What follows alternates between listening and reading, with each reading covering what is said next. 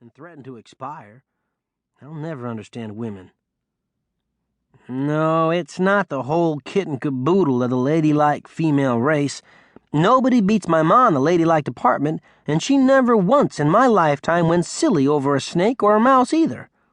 We have plenty of mice running through that rattletrap manse where we live. Ma just gets a broom and chases them back to their holes. But I'm getting off the subject. Tom and Ned never got caught. Only Willie and me saw the whole thing, and we aren't squealers. Tom and Ned were well aware of this, and made them act even more superior to us than usual, which me and Willie could not tolerate. So we figured that the only thing we could do is think up something even more outrageous and get away with it.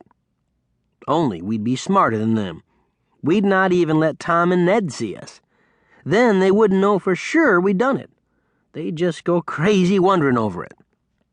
See, if they knew for sure, then they'd have to think up something even worse and not let anybody but us know. And then Willie and me would be obliged to think up something still worse, and so on until we were all four dead or too old to care, one or the other. Now, the hardest part, I explained to Willie, is that we can't brag. Not by the flicker of the eyebrow, you understand? No, he said. How do you flicker an eyebrow? It's a manner of speaking, I said, prim as a schoolmarm. Well, why would I want to brag anyway? You wouldn't normally, but the thing is, human nature being what it is, we're going to be fair bustin' with a desire to hint to the Weston boys that we were the ones who pulled this off. The actual crime was easy to commit. On Monday, the 29th of May, which was the day before Decoration Day, we watched, hidden in the tall grass, while the Cram's hired girl hung out the wash behind their house. She was careful, as all women are, to hang the bloomers and other unmentionables in between the other things. But we were watching sharp, and when we saw the Mabel-sized pink bloomers pegged to the line, we took note. "Write it down, Private Beener," I said, "right between the brown skirt and the pink shirtwaist." "Private? Who's private?" "Ah, Willie, somebody's got to be private, or it ain't a scouting mission." "Then what are you, Robbie?" I rather fancied captain or major, but I could tell from the look on Willie's face that neither of those was likely to go down too well. "Sergeant," I said. "The sergeant has a private write stuff down." "I ain't got nothing to write with," he said grumpily. "Pretend, Willie. Write it down in your head." He gave me that kind of patient look he gives when I want to pretend we're fighting in a war. Well, can you blame me?